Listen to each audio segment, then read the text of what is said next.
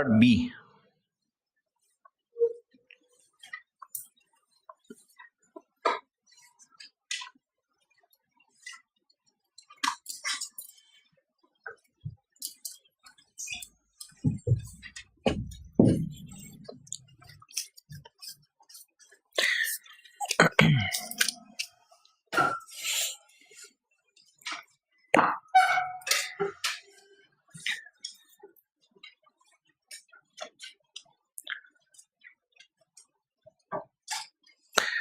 Part B पढ़ते हैं जी। ये अच्छा है इसका पार्ट बी।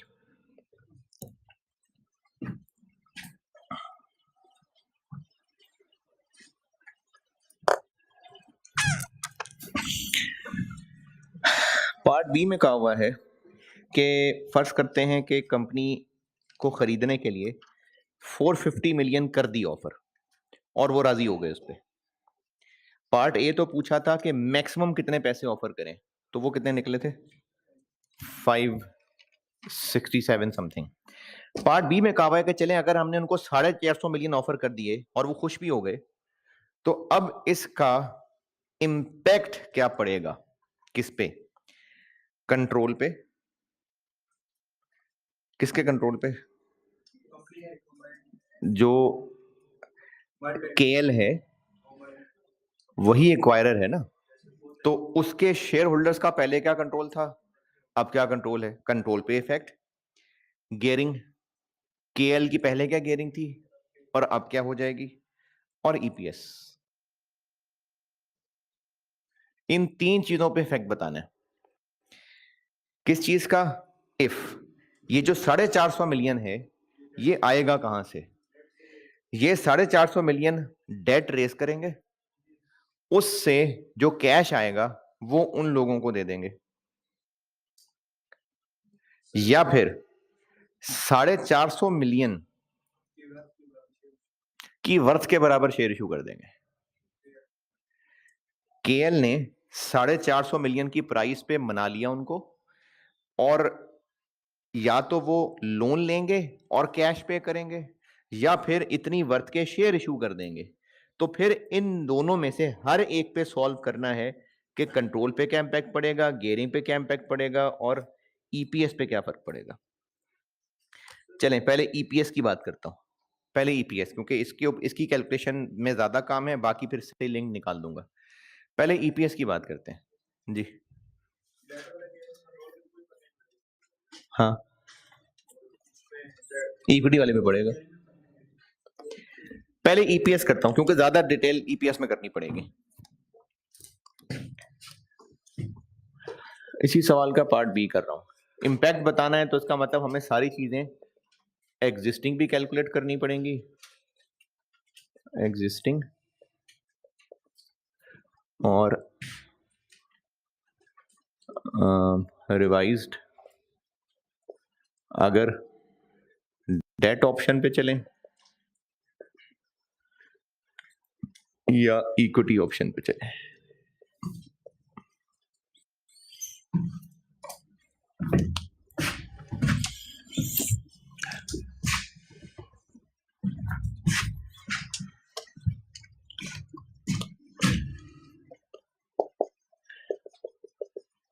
अब जो भी आप में ब्रेक में सूटे लगा के आया ना, यहां तक मुझे स्मेल पहुंच रही है।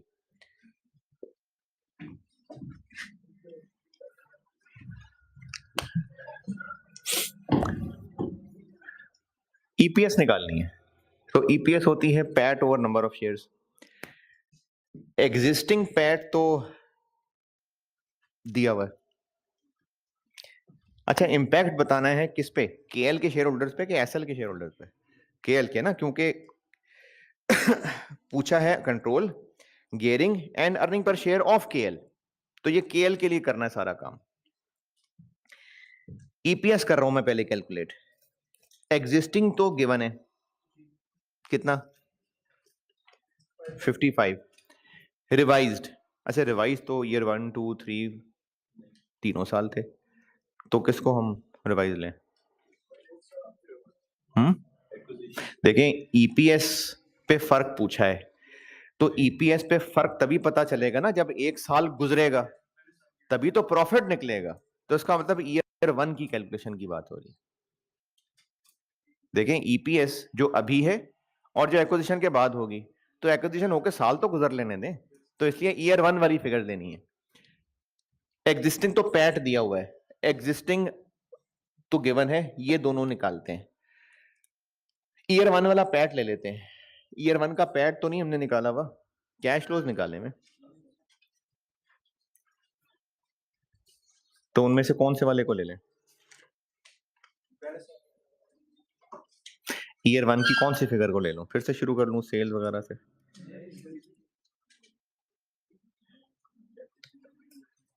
हमने टैक्स किस पे लगाया था? वो पीबीटी था, पीबीआईटी था।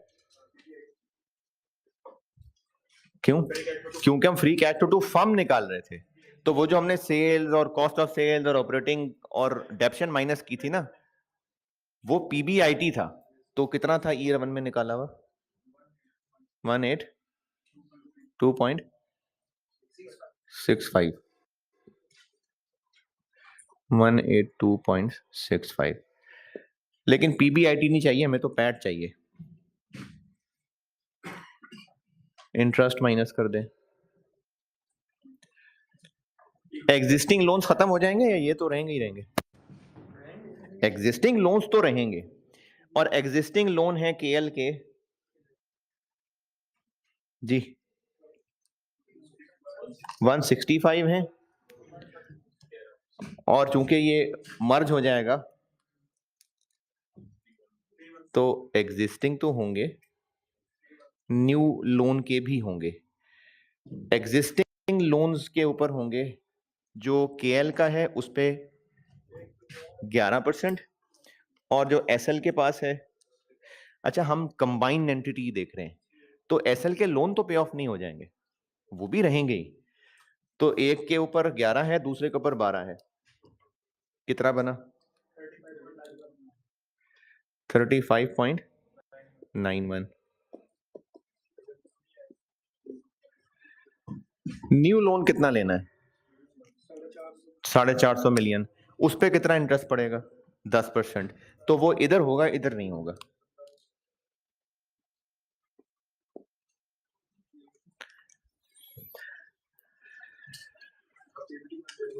अब ये पीबीटी बन जाएगा। अच्छा, इसमें ना एक चीज इग्नोर भी की जा सकती है, कंसिडर भी की जा सकती है। इग्नोर ये कह के की जा सकती है कि वो रिकरिंग चीज थोड़ी है, और कंसिडर ये कह के की जा सकती है कि ईयर 1 का एक्सपेंस तो बहरहाल वो होगा। तो जो रिडंडेंसी है उसको लिख भी सकते हैं और इग्नोर भी कर सकते हैं।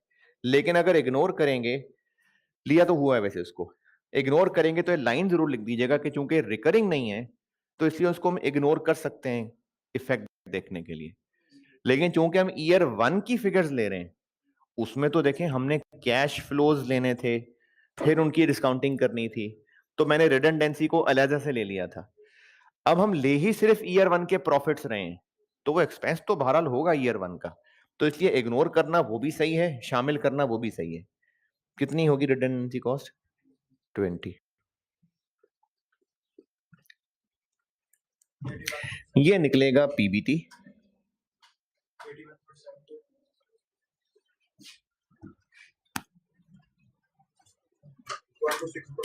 126.724। इस पे लगा दें टैक्स 30%, 24.52,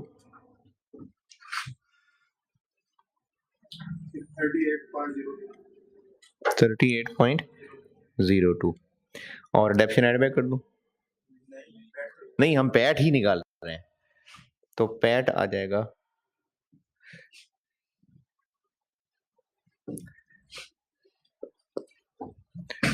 55, 57.22, 88.72।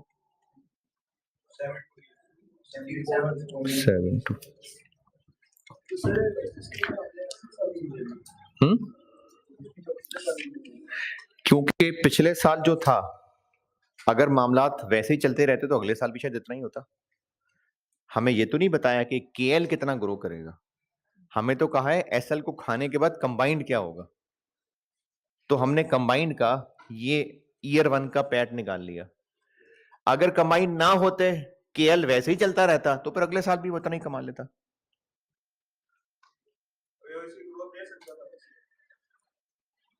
दे सकता था, तो फिर हम एग्जिस्टिंग का भी ईयर 1 का प्रॉफिट लेते, क्योंकि कंपेरेबल तो फिर 1 साल का प्रॉफिट होना चाहिए। नहीं नहीं, कुछ बताया ही नहीं, तो बस ठीक है 55। ईपीएस निकालनी है, तो नंबर ऑफ शेयर्स,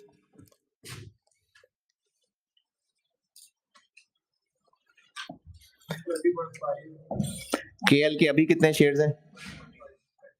अच्छा, ये तो सारा चल रहा है रुपीज मिलियन में, और ये शेयर्स भी मिलियन में। एग्जिस्टिंग कितने हैं? अगर 450 मिलियन लोन लेके पे किया, तो भी शेयर्स इतने ही रहेंगे, तो भी शेयर्स इतने ही रहेंगे। और अगर शेयर इशू किए, तो फिर कितने इशू करने होंगे? कहाँ देखेंगे, कैसे देखेंगे? 450 मिलियन की, और हमें ये भी देखना पड़ेगा कि जो बाहर में हमारी वैल्यू होती है उस पहले के इक्वल हमें वो। हाँ जी, 450 क्या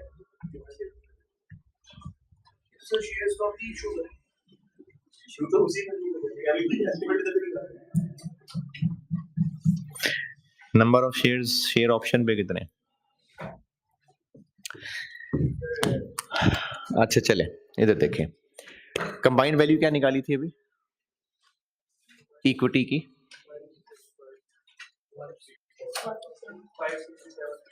ये मैं ईपीएस यहां लिखूं शेयर्स, चलो मैं इसको वर्किंग 1 कह देता हूं। इससे पहले जो सवाल अभी पिछली क्लास में किए ना, उसमें तो वो क्लियरली पूछ रहा था बताएं शेयर एक्सचेंज रेशियो क्या रखें, बताएं क्या शेयर इशू करें। इसमें उसने कोई इशारा नहीं किया, लेकिन ये बात छुपी हुई है, कैलकुलेशन हमें वही एक्स वाली करनी है। क्यों एक्स वाली करनी है? देखें, उनको हम कितने रुपए ऑफर कर रहे हैं? 450 मिलियन। 450 मिलियन में उनके शेयर्स खरीद रहे हैं, तो उनके एक शेयर की कितनी कीमत लगा रहे हैं? उन लोगों से शेयर्स खरीद रहे हैं ना, कितने शेयर्स हैं उनके? 12.7 मिलियन शेयर्स हैं, तो हम एक की कितनी कीमत ऑफर कर रहे हैं?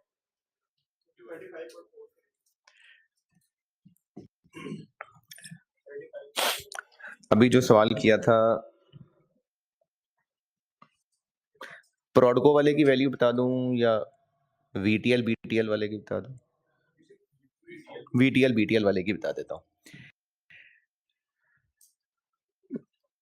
कंबाइंड वैल्यू थी 98 समथिंग, एग्जिस्टिंग शेयर्स थे 1500 प्लस 1250 इंटू एक्स थे, इंटू एक्स था, और इधर था 24 रुपए। इस 24 रुपए की क्या इंटरप्रिटेशन थी कि उसको इफेक्टिवली 24 रुपए प्राइस ऑफर हो रही है? चले प्रोडको वाले भी बताता हूं। 214 समथिंग था, इधर 14 मिलियन थे, इधर 45 मिलियन थे,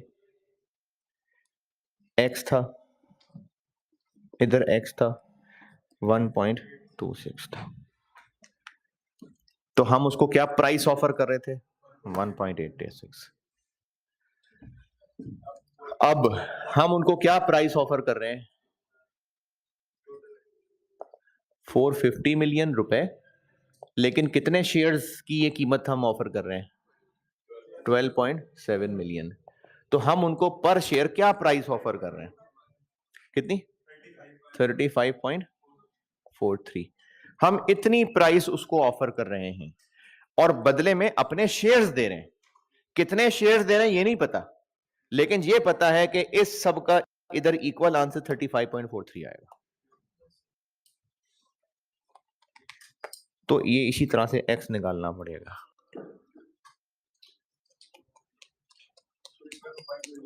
है ना, निकाली हुई है वैल्यू, निकाल चीजें, ये चीजें पूरी हैं, सिर्फ इसमें ये चीज पहचाननी थी कि हमें इस तरह से चलना है।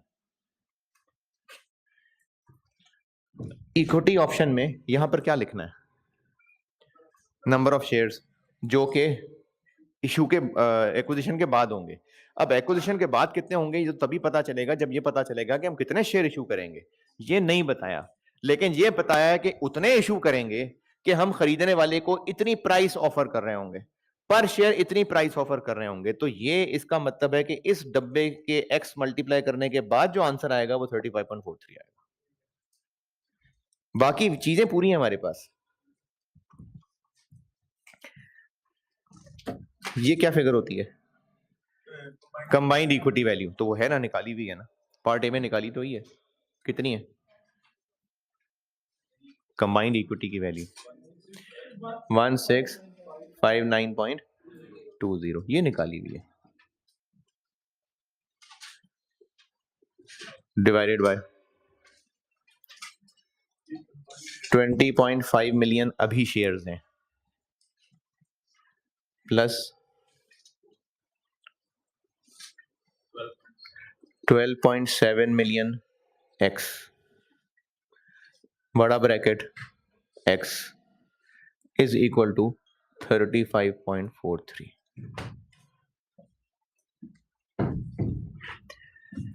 यहां से पता चलेगा कि शेयर एक्सचेंज रेशियो क्या करनी है।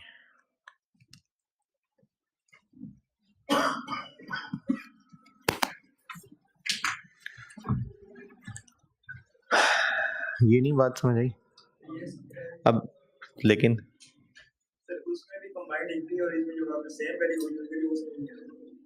क्या क्या क्या, हाँ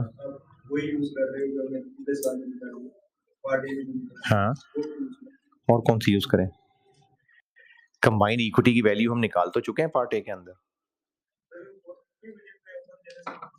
नहीं नहीं नहीं नहीं नहीं, कंबाइंड वैल्यू तो कैश फ्लोस की पीवी निकाल के निकाली है। कंबाइंड वैल्यू 1679 कैसे निकली है, 1659, कंबाइंड कैश फ्लोज 6% रेवेन्यू बढ़ेगा, 5% खर्चे बढ़ेंगे, इतनी डेप्शन होगी, इतना वर्किंग कैपिटल होगा, इतनी टर्मिनल वैल्यू होगी, उसकी डिस्काउंटिंग करके निकली है। उसका इससे क्या ताल्लुक है कि हम उनके शेयर 450 मिलियन में खरीद रहे हैं कि 50 रुपए में खरीद रहे हैं। वो तो ये है कि हम उनको कितना एक्स्ट्रा दे रहे हैं, वर्थ तो हमने कंबाइंड कैश फ्लोज की डिस्काउंटिंग करके निकाली है। तो इस 1659 निकालने का इससे तो ताल्लुक नहीं है कि उनको 450 मिलियन में बनाया है कि 400 मिलियन में बनाया है। पार्ट ए में तो ये निकाला था कि इस वर्थ की हम कंपनी बन जाएंगे, तो बताएं मैक्सिमम उनको कितने ऑफर करें। अब उतने ऑफर करें ना करें, कंबाइंड वैल्यू तो यही है ना। इसको सॉल्व करें तो एक्स निकल आएगा 0.6, बस, चलो ठीक है 0.6 रेशो निकलने का मतलब ये है कि number of shares to be issued हम कितने करेंगे, बल्कि ये निकालने की जरूरत ही नहीं है।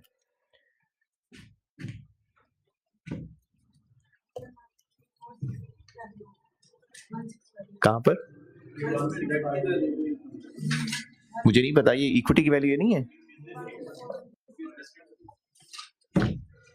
इक्विटी की वैल्यू लिखनी है ना, इक्विटी की वैल्यू 13.2, इक्विटी की वैल्यू ना, ये हम इक्विटी की बात कर रहे हैं, तो इक्विटी की वैल्यू कितना आया 0.81।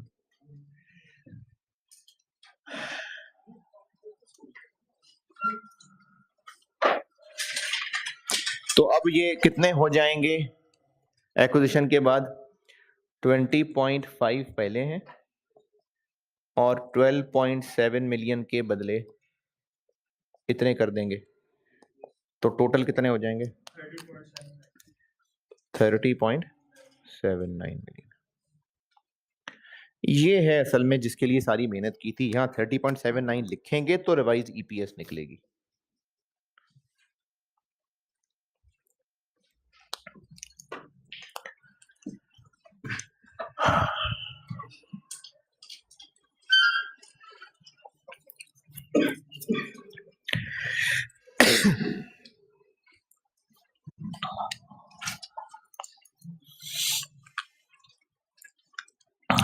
तो ईपीएस क्या आ जाएगी?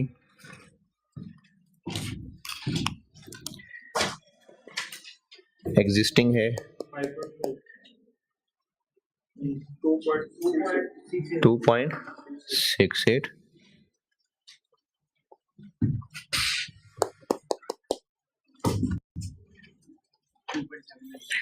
2.79,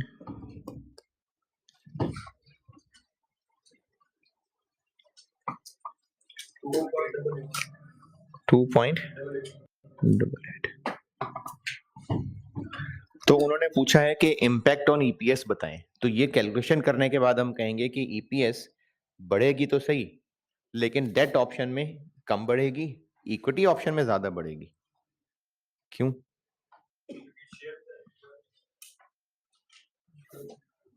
तो वो तो कम हो जानी चाहिए थी। इंटरेस्ट बच रहा होगा, आल्दो के नंबर ऑफ शेयर भी बढ़ रहे होंगे, लेकिन इंटरेस्ट बचने से अर्निंग बहुत ज्यादा बढ़ जाएगी। तो ईपीएस पे फर्क ये पड़ेगा कि ईपीएस दोनों ऑप्शंस में ही बढ़ेगी, लेकिन इक्विटी ऑप्शन में ज्यादा बढ़ेगी क्योंकि इंटरेस्ट बहुत ज्यादा बच रहा होगा, या ये कह लें कि डेट ऑप्शन में इतनी नहीं बढ़ेगी क्योंकि इंटरेस्ट बहुत पड़ रहा होगा। ये हो गया इंपैक्ट ऑन ईपीएस।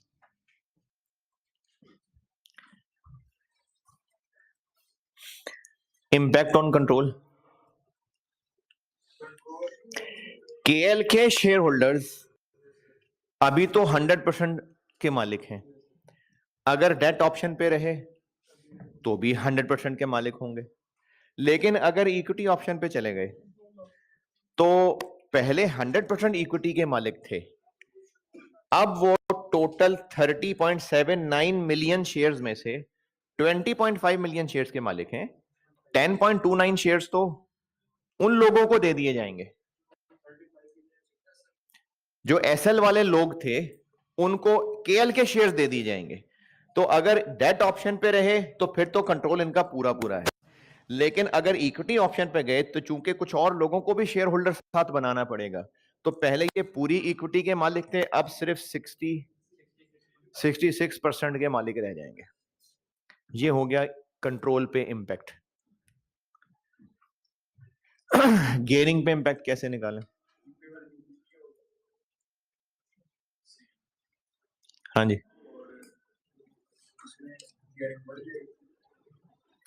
नहीं सिर्फ ये तो नहीं कहेंगे बढ़ जाएगी, कैसे कैलकुलेट करें?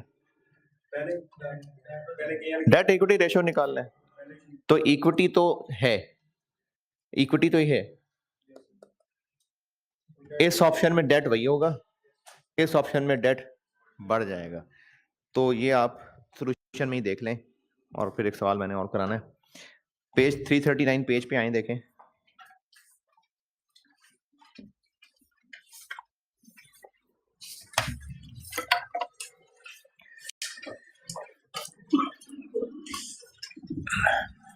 इसके सोल्यूशन में देखें, वर्किंग 3, ये डेट इक्विटी रेशियो निकाली हुई मैंने।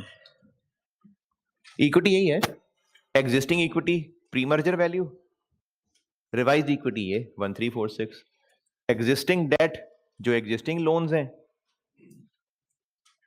एग्जिस्टिंग लोन है सॉरी, एग्जिस्टिंग लोन, और रिवाइज डेट दोनों लोन्स, तीनों loans. Debt equity ratio, equity वही जो प्री मर्जर वैल्यू थी जो पार्ट ए में यूज की थी 779, और पोस्ट मर्जर इक्विटी वैल्यू ये 1346, एग्जिस्टिंग डेट जो बैलेंस शीट में लोन आ रहा है 165, और एक्विजिशन के बाद डेट, वो डेट भी हमारा और नया डेट भी हमारा। तो डेट ऑप्शन में नया डेट भी आ गया, इक्विटी ऑप्शन में बस साथ उनका डेट मिल गया। ठीक है, हैं? गियरिंग कैलकुलेट करके दिखा देंगे, बस गियरिंग कैलकुलेट किया ना। देखिए हमने ना इंपैक्ट बताना है, तो ईपीएस पे इंपैक्ट अंग्रेजी में बताया कि अभी ये है, बढ़ जाएगी, लेकिन बढ़ेगी उसमें कम बढ़ेगी, इसमें ज्यादा बढ़ेगी। कंट्रोल के बारे में बताया कि अगर डेट ऑप्शन पर रहे तो 100% कंट्रोल रहेगा, लेकिन अगर इक्विटी पे चले गए तो और शेयर होल्डर बनाने पड़ेंगे, कंट्रोल 66 तक इक्विटी ओनरशिप रह जाएगी। गियरिंग में बताएंगे कि एग्जिस्टिंग 17% है, अगर डेट ऑप्शन में गए तो 36% तक चली जाएगी क्योंकि डेट जो और आ रहा है, और अगर इक्विटी ऑप्शन पे गए तो 18% हो जाएगी। बस ये इंपैक्ट बताना। तो ये पार्ट बी में ये कैलकुलेशंस करके उनको अंग्रेजी में लिखना। ये पार्ट बी था इसका।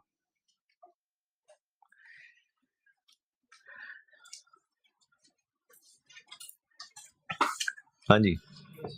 अच्छा, अब ना वैल्यूएशन मैंने प्रैक्टिस तो कराई है बहुत सारी, लेकिन इसमें भी एक स्टूडेंट का भी कमेंट यही था कि ये तो मैं कर रहा था बोर्ड पे। असल तो पता चलेगा जब आप सॉल्व करेंगे। तो वो है तो असल में सारी बीएफडी के साथ यही, लेकिन अगर आप साथ साथ पढ़ रहे थे ना, तो लॉन्ग टर्म डिसीजन मेकिंग में फिर भी कुछ तुक बन जाती है। आप सवाल करने बैठे, लॉन्ग टर्म डिसीजन मेकिंग के फिर भी 70-80% सवाल हो जाते हैं। पोर्टफोलियो में मेहनत मजदूरी थोड़ी ज्यादा थी, वरना वो भी हो जाता है। रिस्क पढ़ाऊंगा, अगर तो रिस्क आपको क्लिक ही ना किया तो फिर तो आपसे नहीं होना।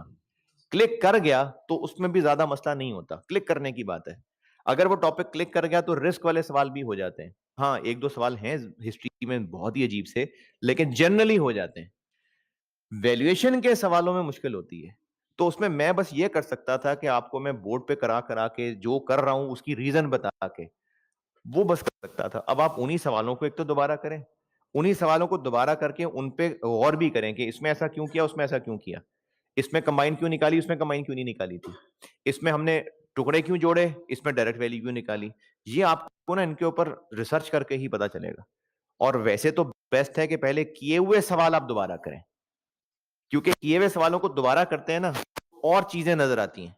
लेकिन अगर आप कहेंगे बस ये तो सर ने कर दिए, हम कोई नए सवाल करेंगे, तो फिर कुछ नजर पक्की नहीं हो पाएगी, फिर अजीब कंफ्यूज ही रहेंगे। तो पहले किए हुए सवाल करिएगा, इन पे और गौर करिएगा, फिर कुछ ना कुछ नया मिलेगा।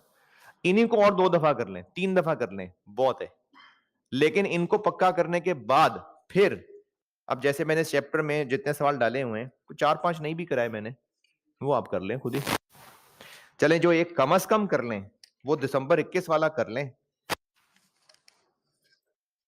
इस चैप्टर में जो मैंने आखिरी सवाल डाला हुआ है, ये मैं जुमेरात को कर लूंगा डिस्कस। जुमेरात ही होगी ना क्लास, अगली क्लास में।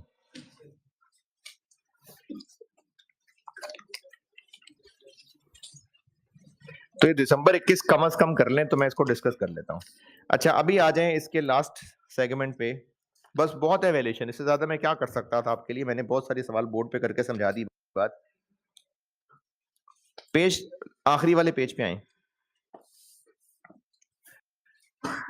कुछ 2-3 दफा एक चीज टेस्ट हो चुकी है, वो होती है डी मर्जर। आसान सी चीज है, समझ लें, फिर इसका एक सवाल देख लेते हैं। डी मर्जर ये है कि एक कंपनी है, मैनेजमेंट ने सोचा है क्यों ना उसको तोड़ के 2-3 छोटी छोटी कंपनियां बना ले हैं। नहीं, सेपरेट लीगल एंटिटीज बना ले। एक लीगल एंटिटी है, उसके 3-4 तरह के काम थे, लेकिन कंपनी एक थी। उस तोड़ के हर सेगमेंट को एक अलग कंपनी बनाते हैं। हाँ, बहुत सारी मिसालें हैं। तो इसको कहते हैं डी मर्जर। इसको करने में फायदा है कि नहीं है, ये कैसे पता चलेगा? हाँ, अगर एग्जिस्टिंग कंबाइंड कंपनी की वैल्यू 100 थी और छोटी छोटी कंपनियां बनाने के बाद उनकी वर्थ निकालें, तो वो छोटी छोटी साथ मिला के 100 से ऊपर बनती हो, तो उसका मतलब वैल्यू बढ़ा दी, तो डीमर्जर कर दें। अगर ना बनती हो, कम बनती हो, तो रहने दें। ये है डीमर्जर कि एग्जिस्टिंग कंपनी की वैल्यू और छोटे छोटे टुकड़ों करने के बाद उनकी कंबाइंड वैल्यू। तो अगर कंबाइंड वैल्यू छोटे छोटे टुकड़ों की ज्यादा बन रही है तो अच्छा है, कर दें डीमर्जर। नहीं बन रही तो रहने दें। तो ये आखिरी पेज चैप्टर पे ये 2-4 लाइनें मैंने लिखी हुई हैं। इसके पास्ट में है कोई 2-3 सवाल, 2 मैंने डाल दिए चैप्टर में, एक कर लेते हैं अभी। चैप्टर के आखिरी पेज पे सवालों से जस्ट पहले मैंने इसके बारे में, इसकी शान में 2-3 लाइनें लिख दी हैं, वो पढ़नी है तो, और एक सवाल कर लेते हैं।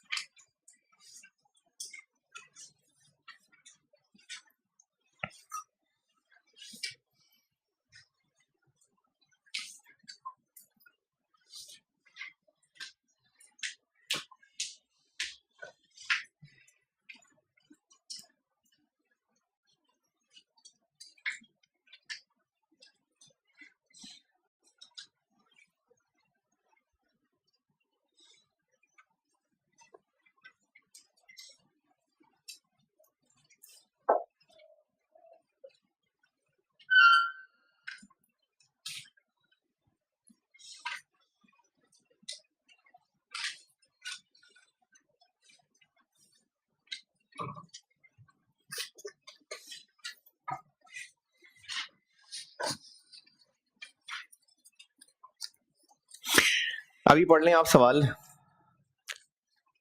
दिसंबर 18 इस बुक में क्वेश्चन 23 सन पब्लिक लिमिटेड। अच्छा ये एक सवाल करता हूं अभी बोर्ड पे और एक सवाल मैंने चैप्टर में और डाला हुआ है डीमर्जर का। अगर आपके पास टाइम होता है और ये भी कर लें तो ये 2 सवाल डिस्कस कर लेता हूं मैं, नहीं होता तो ना सही। एक इसका क्वेश्चन और है जो मैंने चैप्टर में डाला हुआ है, वो है क्वेश्चन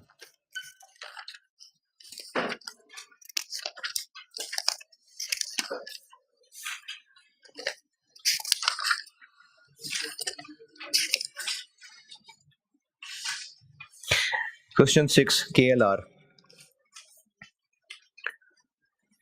जो कि मेरी बुक में तो बिठा हुआ है, बहरहाल मैंने सॉफ्ट कॉपी शेयर कर ली थी। Question 6 December 12 KLR Limited has 2 operating segments, paints and chemicals. Question 6 December 12 attempt का सवाल है। ये एक डिमर्जर का सवाल और है, ये कर लेंगे तो चलो अगली क्लास में ये और दिसंबर 21 डिस्कस कर लेता हूँ। हाँ हाँ दिसंबर 12 का सवाल है। किसमें? दिसंबर 12 में? नहीं, क्यों?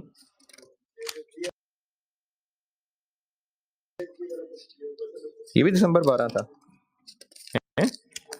हाँ तो फिर 2 आए थे। हाँ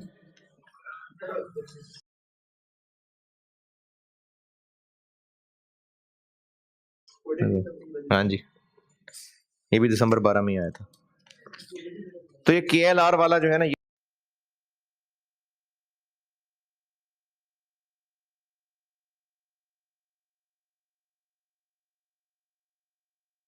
सवाल कर लें अगर आप तो अगली क्लास में डिस्कस कर लेता हूँ। अभी आप पढ़ लीजिए क्वेश्चन नंबर 23 सन पब्लिक लिमिटेड, जो कि है विंटर 18।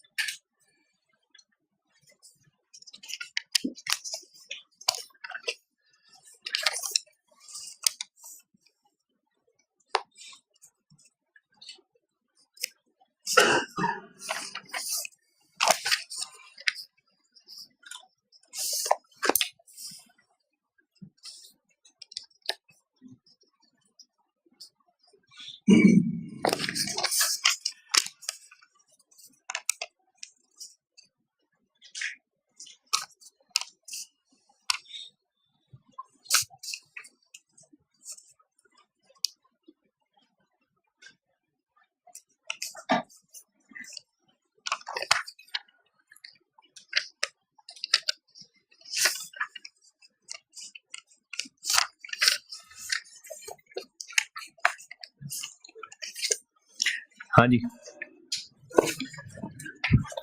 यार, ये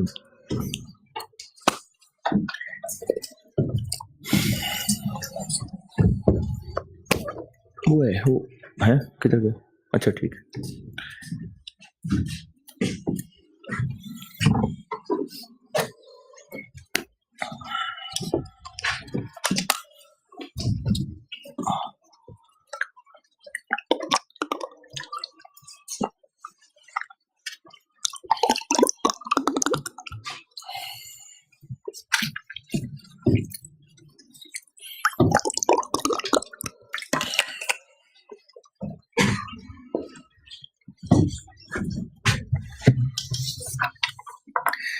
चलो शुक्रिया।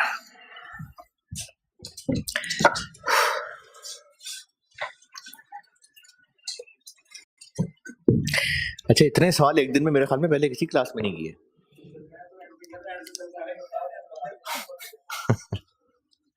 कितने सवाल कर लिए आज? 5वां कर रहा हूँ शायद।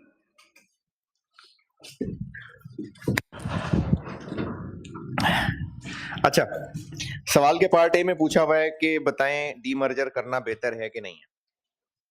इस सवाल में एक इंतहाई गैर अखलाकी बल्कि घटिया हरकत ये थी, पता नहीं क्या सोच के, या तो उसने सवाल कहीं से उठाया होगा या नींद में सवाल बनाया होगा, और सवाल बनाते बनाते उसने अचानक ट्विस्ट लिया, टर्न, और सवाल कुछ बनाना शुरू किया था और कुछ और बना दिया। अच्छा खासा रीजनेबल सवाल था, लेकिन ये जब स्टूडेंट्स ने पेपर अटेम्प्ट किया ना दिसंबर 18, तो इंतहाई घटिया हरकत क्या थी इसमें, हमने करना क्या है, एग्जिस्टिंग कंपनी की वैल्यू और डीमर्ज्ड की वैल्यू, उनको कंपेयर करके देखना है, क्योंकि इन्होंने कहा है कि आप ये बताएं कि क्या डीमर्जर से शेयर होल्डर्स को कोई फायदा नजर आ रहा है कि नहीं आ रहा। कैसे देखेंगे फायदा नजर आ रहा है कि नहीं आ रहा? उन शेयर होल्डर्स के पास पहले क्या था और अब क्या होगा, और चूंकि वो जो इस कंपनी के शेयर होल्डर्स हैं वो उन दोनों छोटी छोटी कंपनीज के भी शेयर होल्डर्स बन जाएंगे, तो उनको क्या फायदा होगा कि नहीं होगा, यानी अभी की वैल्यू इक्विटी और दोनों की मिला के वैल्यू ऑफ इक्विटी। ठीक है, अभी की वैल्यू ऑफ इक्विटी तो दी हुई है पॉइंट नंबर 2 के अंदर। अच्छा, पॉइंट नंबर 2 भी 3 तरह के हैं। दूसरा वाला point 2, information relating to SPL, इसमें पॉइंट 2 में अभी शेयर प्राइस दी हुई है, यानी अभी कंपनी की इक्विटी वैल्यू दी हुई है, तो हमने कैलकुलेट क्या करना है, दोनों छोटी छोटी कंपनीज की वैल्यू ऑफ इक्विटी। कौन से मेथड से है? फ्री कैश फ्लो से। तो बस घटिया हरकत ये थी कि उन्होंने अदर रेलिवेंट इंफॉर्मेशन में कहा the market values of, point number 1, the market value of new company are to be estimated at the PE ratio, जबकि पी रेशो का सवाल में कोई जिक्र तक नहीं हुआ सोल्यूशन में। सारा सोल्यूशन किस बेस पे सॉल्व किया है? कैश फ्लोस पे। कैश फ्लोस का डाटा है, आरएम है, आरएफ है, बीटे हैं, तो ये करना कैश फ्लो से ही था सोल्यूशन। ये पीछे आई कैप का सोल्यूशन छापा हुआ मैंने, कैश फ्लोस ही की पीवी निकाली हुई है, लेकिन उसने पॉइंट 1 में लिखा कि market values of new companies are to be estimated at PE ratio.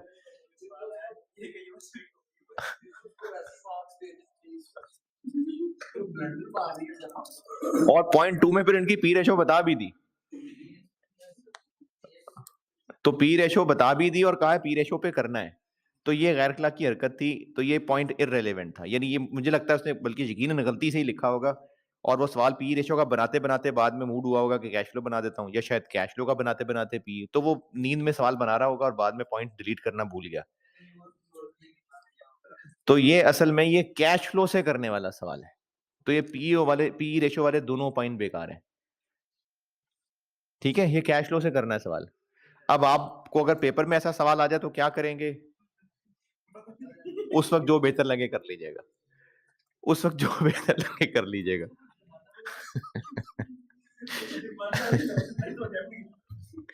नहीं नहीं, देखिए आप इसके सोल्यूशन में जिन्होंने पी रेशियो से किया होगा ना, नहीं, ये जो कैश फ्लोज दिए हुए हैं इनको पैट मान लें, तो पी रेशियो से मल्टीप्लाई कर दें, बस एक लाइन में सॉल्व हो गया। देखें कैश फ्लोज है ना, इनको पैट मान लें, टैक्स है सवाल में, तो चलो उनको नेट ऑफ टैक्स करके पैट मान लें।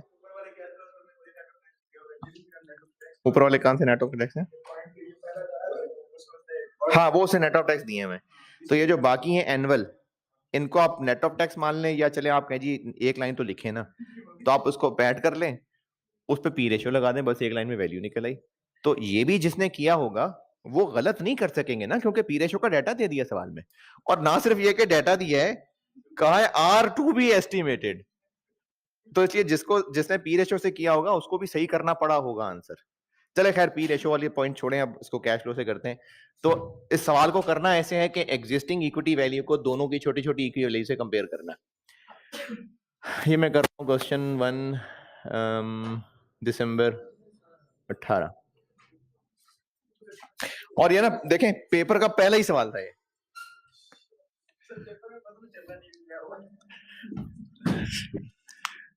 वैल्यूज निकालते हैं, value of equity, value of equity निकाल रहा हूं।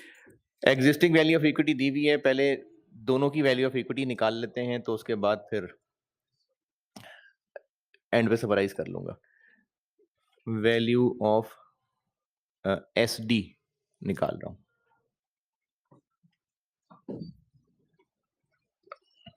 एक एसडी कंपनी बन जाएगी और एक बन जाएगी एचडी कंपनी। तो एसडी कंपनी की मैं वैल्यू निकाल रहा हूं। कितने कैश फ्लोज?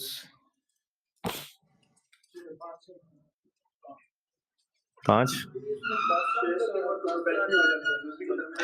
रिक्वायरमेंट में लिखा हुआ है कि आपने अपनी कैलकुलेशंस ना टर्मिनल वैल्यू पे ना लेके जाएं, बस 10 साल की जिंदगी समझ लें, बस बहुत है। इवैल्यूएट द फाइनेंशियल वायबिलिटी, और ब्रैकेट में लिखा हुआ है assume all cash flows arise at the end of each year, और इससे पहले लिखा हुआ है कि आपने सारी कैलकुलेशन करनी है यूजिंग 10 इयर्स टाइम होराइजन। अच्छा, आप जो पी रेशियो से करना भी चाह रहा होगा ना, जब वो रिक्वायरमेंट ए पड़ेगा कि all cash flow arise at year and, तो यहां भी शायद उसको लगेगा कि अच्छा चलो कैश फ्लो से कर लेते हैं, तो 10 साल लेने हैं, यानी वो टर्मिनल वैल्यू की जरूरत नहीं है, बस 10 साल के कैश फ्लोज हैं उनकी डिस्काउंटिंग करनी है। ग्रोथ है, कैश फ्लोज की ग्रोथ है नहीं, तो बस फिर हमें सिर्फ 5 साल नॉर्मल एनविटी, अगले 5 साल डिलेड एनविटी, तो एनविटी से कर लेते हैं। अच्छा, ये बताएं कि फेयर वैल्यू कह रहा हूं, free cash flow to firm या free cash flow to equity?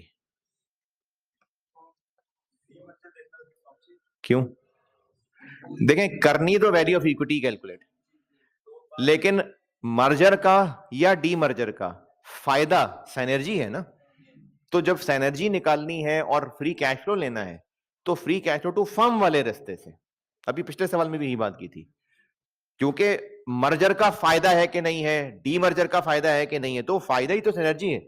तो जब हमने फ्री कैश फ्लो से निकाल दिया, तो फिर free cash flow to firm वाले रास्ते से आना पड़ेगा। तो डिस्काउंट रेट क्या चाहिए, वैक या केई? वैक। तो पीवी ऑफ ये जो फ्री कैश फ्लोज दिए हुए हैं, इनकी पीवी निकाल लेते हैं, लेकिन वैक नहीं है, तो फिर पहले वैक ढूंढते हैं। अच्छा, एसडी का ताल्लुक किस सेक्टर से है? सुपरमार्केट। तो फिर एसडी, ये चूंकि एक नई कंपनी बन जाएगी, तो इस नई कंपनी एसडी बनने के लिए हमें इसका केई केडी निकालना चाहिए। केई के लिए बीटा चाहिए, बीटा कहां से लें? वो सुपरमार्केट सेक्टर का इक्विटी बीटा दिया हुआ है, तो वहां से पहले उसका इक्विटी बीटा से एसेट बीटा निकालते हैं। इक्विटी बीटा कितना है? 1 पॉइंट। उस मार्केट की डेट इक्विटी क्या है?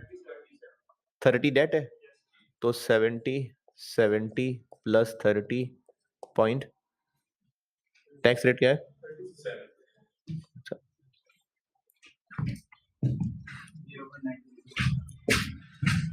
0.96।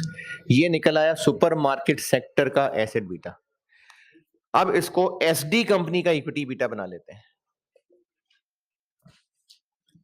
तो एसडी कंपनी की डेट इक्विटी क्या होगी?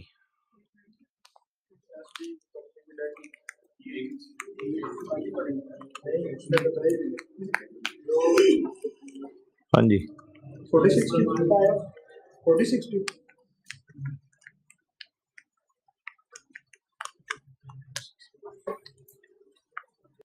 TFC का 60% हो सकता है। पहले वाली नहीं 50 और 30 और 5।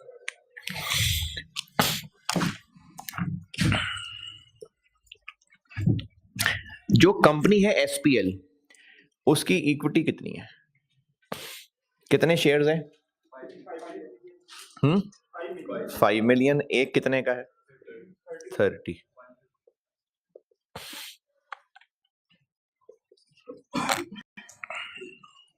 टीएफसीज कितने हैं इसके?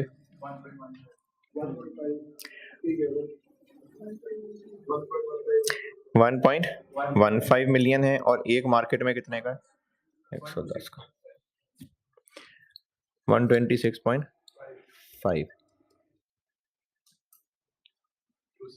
276.5। अगर इसकी परसेंटेज शक्ल देखें, वैसे तो कोई खास जरूरत नहीं है, लेकिन अगर परसेंटेज शक्ल देखनी हो तो डेट कितना परसेंट है?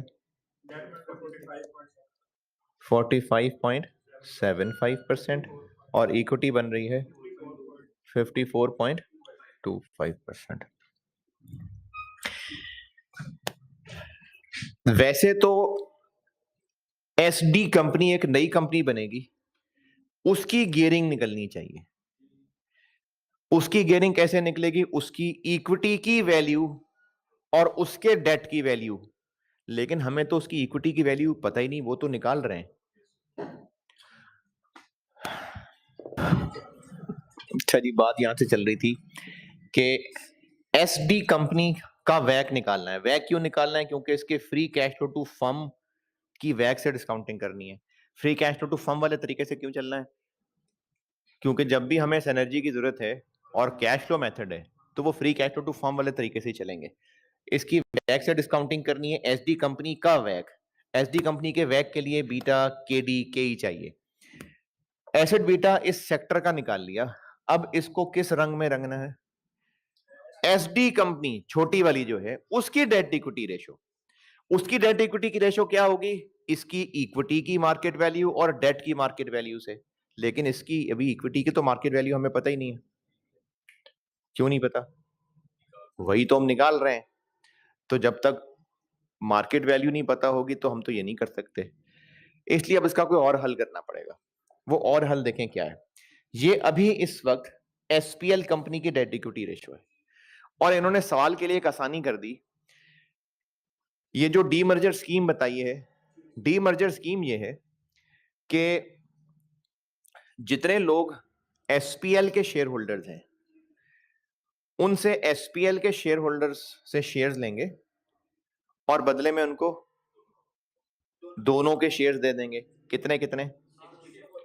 60 देंगे एसडी के, यानी 100। ऐसे ही है ना? डीमर्जर स्कीम में लिखा हुआ है कि एसपीएल के शेयर होल्डर से 100 शेयर्स लेके 60 दे देंगे एसडी के, 40 दे देंगे एचडी के। फिर उनसे टीएफसीज लेंगे, और हर टीएफसी में से, यानी 100 टीएफसी लेके उन लोगों से नहीं, सॉरी, जो डिवेंचर होल्डर्स होंगे, उन टीएफसी होल्डर जिनके पास एसपीएल के टीएफसीज थे, उनसे एसपीएल के टीएफसी लेके बदले में 60 और 40, यानी इसको ऐसे समझ लीजिए कि एसपीएल की इक्विटी का 60% एसडी में जाने लगा है, 40% एचडी में जाने लगा है। एसपीएल के डेट का 60% एसडी में जाने लगा है, 40% एचडी में जाने लगा है। तो चूंकि इक्विटी भी और डेट भी सेम रेशियो में दोनों कंपनीज में बटने लगी है, तो उन दोनों छोटी छोटी कंपनीज की डेट इक्विटी रेशियो आपस में वही होगी जो एसपीएल कंपनी की है, क्योंकि इक्विटी को भी इसी रेशियो में तकसीम कर रहे हैं, डेट को भी इसी रेशियो में तकसीम कर रहे हैं, तो इक्विटी भी उतनी ही बांटी दोनों में जितना डेट दोनों में बांटा, तो इक्विटी और डेट की रेशियो आपस में सेम रही ना फिर। तो इसलिए जो एसपीएल कंपनी की डेट इक्विटी रेशियो है वही फिर छोटी छोटी कंपनीज की भी होगी। तो इसलिए इसी रंग में इसको रंग लेते हैं, 0.96 into 54.25 plus 44.75 into 0.7 divided by 54.25, 1. K RF 9 plus 1.53 RM 15 minus 9 18.18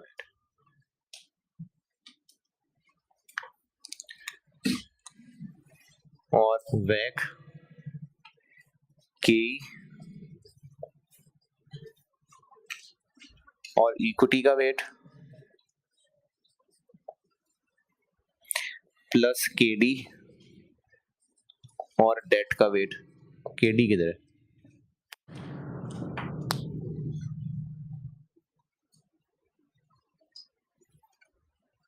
हाँ जी, केडी किधर है भाई? नहीं, चूंकि वही जो एसपीएल का डेट था वही दोनों में बंट जाना है, कोई नया डेट नहीं इशू होना, वही वाला डेट दोनों में बंट जाना है। तो जो एसपीएल का अभी केडी है वही दोनों का ही केडी होगा।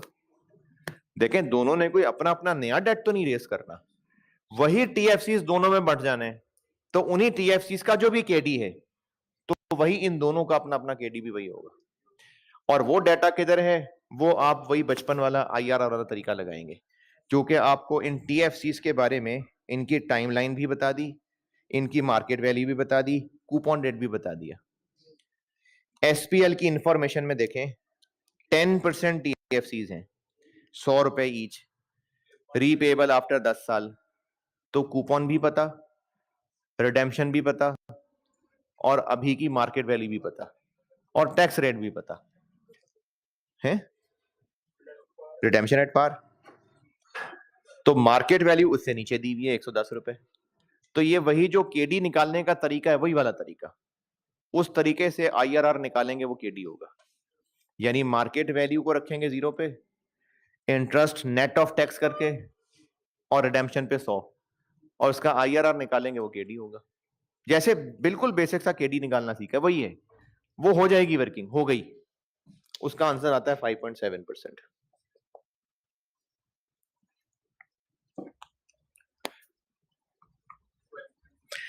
तो वैक बन गया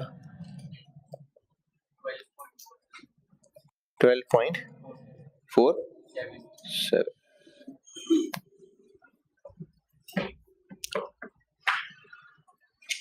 ये याद यहां से शुरू की थी।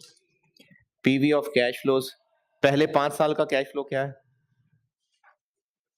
एसडी का 33.2 मिलियन, इस पे लगा देते हैं सिंपल वाली एनविटी,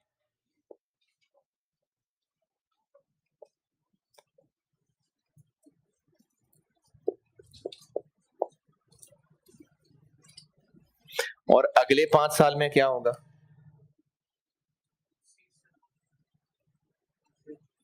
पहले 5 साल ये होगा, अगले 5 साल 39.8। इस पे लगा देते हैं डिलेड एन्युटी।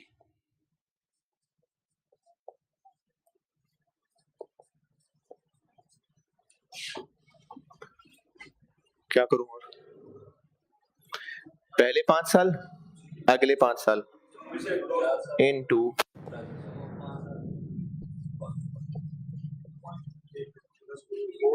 5 ना, 6 7 8 9 10 है ये, तो वो 5 पे आएगा, तो उसको फिर 5 पे 0 पे लाएंगे। ये निकलेगी इन कैश फ्लोज की पीवी।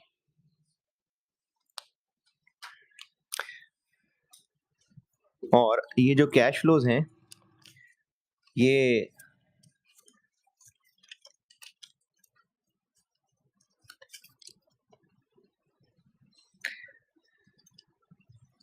आफ्टर टैक्स हैं या हाँ जी, ये प्री टैक्स है। ये जो हमने कैश फ्लो डिस्काउंट कर दिए हैं, फ्री कैश फ्लो है तो उसने आखिर वाला ही निकाल के दिए हैं। एनुअल फ्री कैश फ्लोज तो उसने दिए हुए सारा सॉल्व करने के बाद, तो बस ठीक है, इन्हीं की डिस्काउंटिंग की है 197.1। अच्छा, ये तो वो हो गए जिनकी डिस्काउंटिंग की है, इसके अलावा कुछ वन ऑफ कॉस्ट भी हैं इससे ऊपर पॉइंट पे। कितनी? 12। तो ये बन जाएगा 185.1।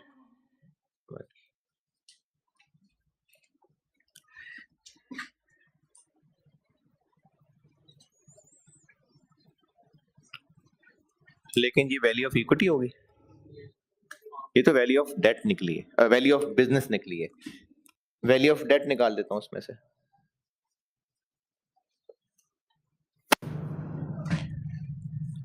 $126.5 मिलियन का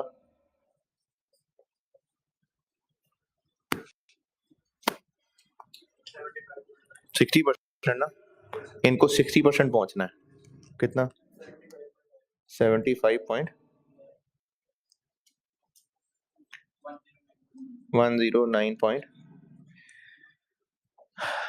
बिल्कुल इसी तरह से एचडीबी सॉल्व होना है, क्योंकि वो जो होटल इंडस्ट्री है उसका बीटा दिया हुआ है, वहां से उसका एसेट बीटा निकलेगा, इसी डेट इक्विटी रेशियो से इक्विटी बीटा से इक्विटी बीटा निकलेगा, केई निकलेगा, इसी डेट इक्विटी और इसी केडी के साथ ये वैक निकलेगा, और उसके कैश फ्लो की डिस्काउंटिंग और इधर से -8, और ये 126 का 40%। ये दोनों छोटी छोटी कंपनीज की वैल्यू ऑफ इक्विटी आ जाएगी, और इसको कंपेयर कर लें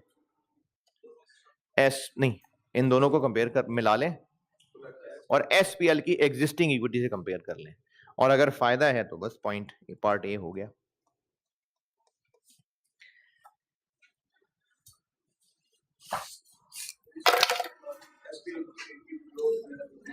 एसपीएल की इक्विटी दी हुई है, हाँ, तो अभी की है ना, अगर मर्जर ना हो तो जो एसपीएल है वो है।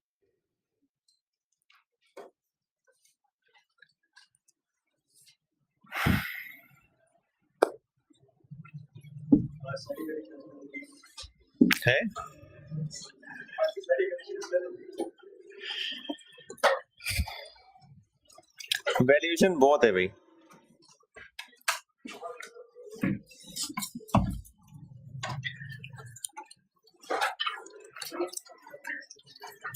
तो दिसंबर 21 और दिसंबर 12 KRL, या पता नहीं KLR क्या था, KLR। अगर आप अगली क्लास में ये कर रहे हैं तो डिस्कस कर लेता हूं। अगली क्लास में शुरू करूंगा इंशाल्लाह रिस्क का तो पक्का सवाल है, उसका तो ग्रिड है अलग।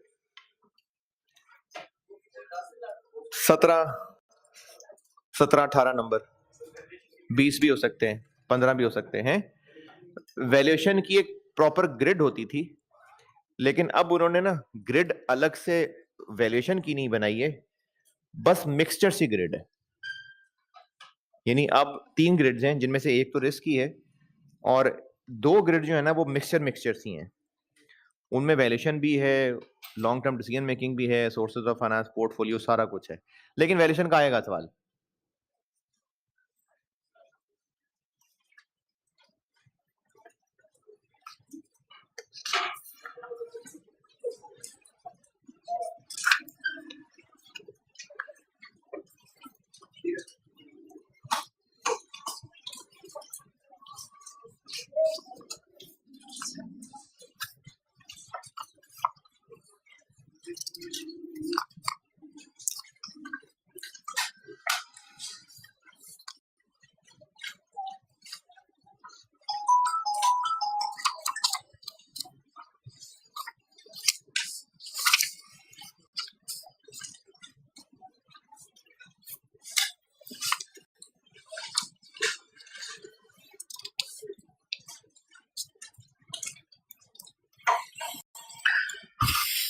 अच्छा, कसरत और बरकत,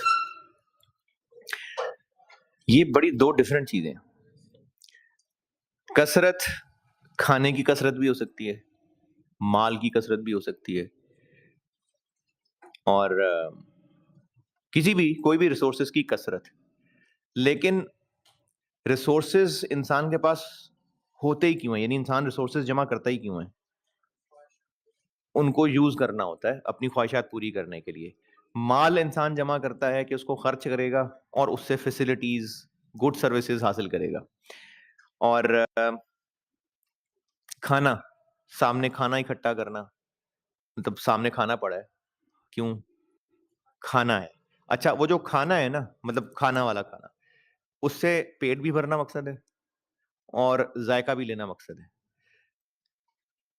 अगर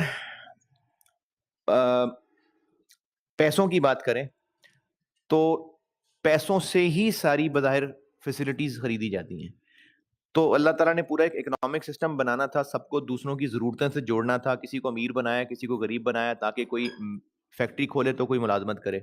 तो सबकी ज़रूरतें एक दूसरे के साथ जोड़ दी और पूरा मुआशी निज़ाम चलाना था, इसलिए पैसे को ज़रिया बना दिया चीज़ें खरीदने बेचने का, ताकि फिर उसके मुताबिक हर एक की ड्यूटीज़ डिटरमिन हो सकें, हर एक का दीन असेस हो सके। जैसे एम्प्लॉयी किसी को बनाया अल्लाह ने, तो उसका इम्तिहान ये हो रहा है कि वो एम्प्लॉयी होने की ड्यूटीज पूरी कर रहा है कि नहीं कर रहा। किसी को अल्लाह ने एम्प्लॉयर बनाया तो उसका इम्तिहान ये हो रहा है कि वो एम्प्लॉयर होने की ड्यूटीज पूरी कर रहा है कि नहीं कर रहा। तो अल्लाह ने सबको ना मौशी निजाम से जोड़ जोड़ दिया। हम जब पैसे कमाएंगे, यानी एक इंसान है वो महीने के 4 लाख रुपए कमा रहा है। अब इस 4 लाख रुपए कमाने में हो सकता है उसकी बीमारियां ऐसी हों कि पैसे खत्म होते पता नहीं लगे।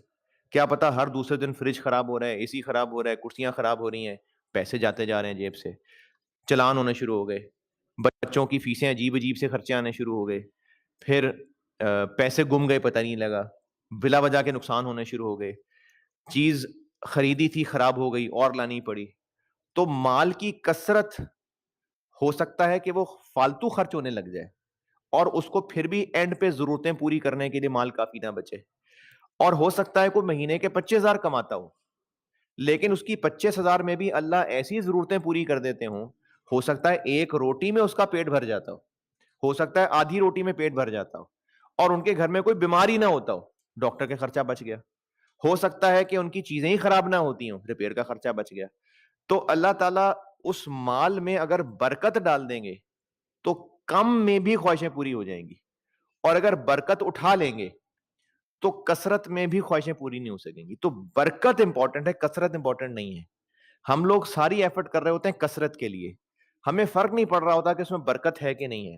एक हदीस का मफ़हूम है, मुझे एग्ज़ैक्टली याद नहीं लेकिन उसका मफ़हूम है कि जब ट्रांज़ैक्शन होती है ना, बेع होते हैं, जब मतलब जब चीज़ खरीदी-बेची जाती है और उसमें बायर और सेलर दोनों झूठ बोल रहे हैं, तो उस ट्रांज़ैक्शन में से अल्लाह बरकत उठा लेते हैं। सेलर के लिए भी बरकत उठ गई कि उससे जो उसने पैसे कमाए, उससे उसको कोई फ़ायदा नहीं मिलने वाला और बायर की भी बरकत उठ गई कि जो वो चीज़ खरीद के लेके जा रहा है, उसको फ़ायदा नहीं होने वाला। लेकिन अगर सच बोल के वो चीज़ खरीद-बेच रहे होंगे, तो अल्लाह उसमें बरकत डाल देंगे। तो हमारा सारा ज़ोर होता है कसरत के ऊपर। हमें फ़र्क ही नहीं पड़ता कि हम हराम कमी से तरीके से कमा रहे हैं कि हलाल से कमा रहे हैं। हराम से कमाएँगे तो होगा माल, बरकत नहीं होगी उसके अंदर। हक मार रहे हैं, होगी कसरत, बरकत नहीं होगी। तो इसमें ना बड़ा ज़रूरी है हमारे लिए जानना कि हमारे रिसोर्सेज़ के अंदर बरकत है कि नहीं है। कुछ घरों के अंदर इस चीज़ की बहुत ख्वाहिश की जाती है बड़ों में भी और बच्चों में भी, क्योंकि माहौल एक होता है कि बुज़ुर्ग हमारे घर में रहें। और मेजॉरिटी घरों के अंदर बच्चा जवान होता है, वो अपनी फैमिली को लेके अलग होने की कोशिश करता है कि किसी तरह बुजुर्गों से जान छूट जाए बस। क्योंकि उनको लगता है कि बुजुर्ग जो है ना वो इंटरफेयर कर रहे हैं और उनके औलाद की तरबियत में मुश्किलें डाल रहे हैं।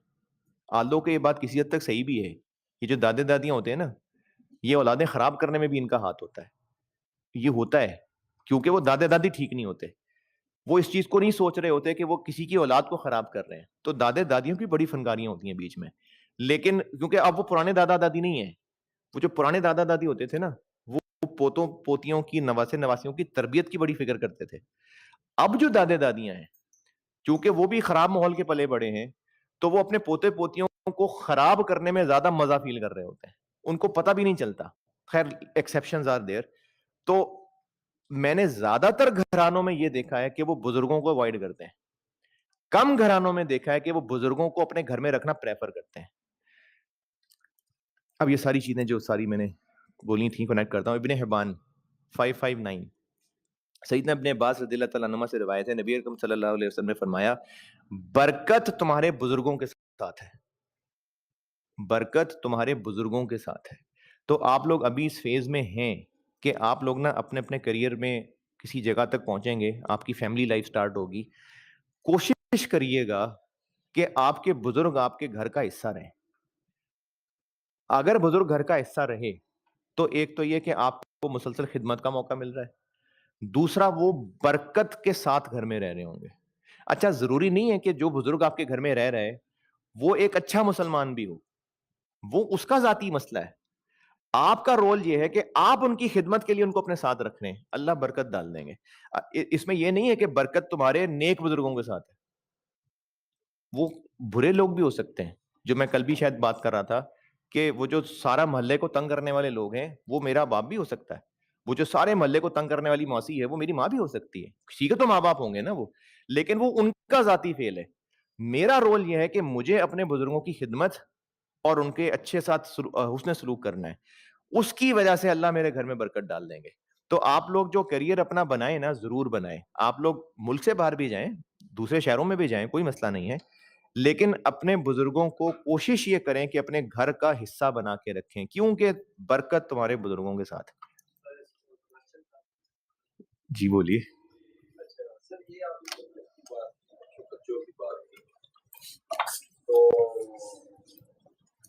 दादा-दादी प्यार नहीं करते।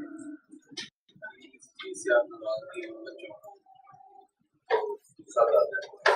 चलो गैर इस्लामी चीज़ के ऊपर तो रोका जा सकता है, जैसे इस्लाम में जो नमाज़ के ऊपर है, इसके ऊपर या उसके ऊपर वो बच्चे की जाती है, तो फिर आप कैसे कर सकते हैं। लेकिन दूसरी चीज़ों पे आप ना रोकें, शरारतें कर रहे हैं। तो मेरा अपना वैसे कॉन्सेप्ट है कि अल्लाह पाक इसमें भी बरकत देते हैं।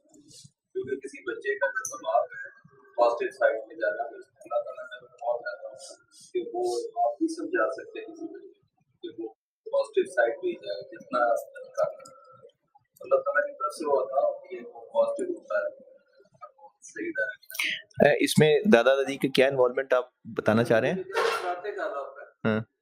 नाराज़ होते हैं। अब मेरे वालिद साहब मेरे बेटा है, तो लाइफ में एक ही दफ़ा मैंने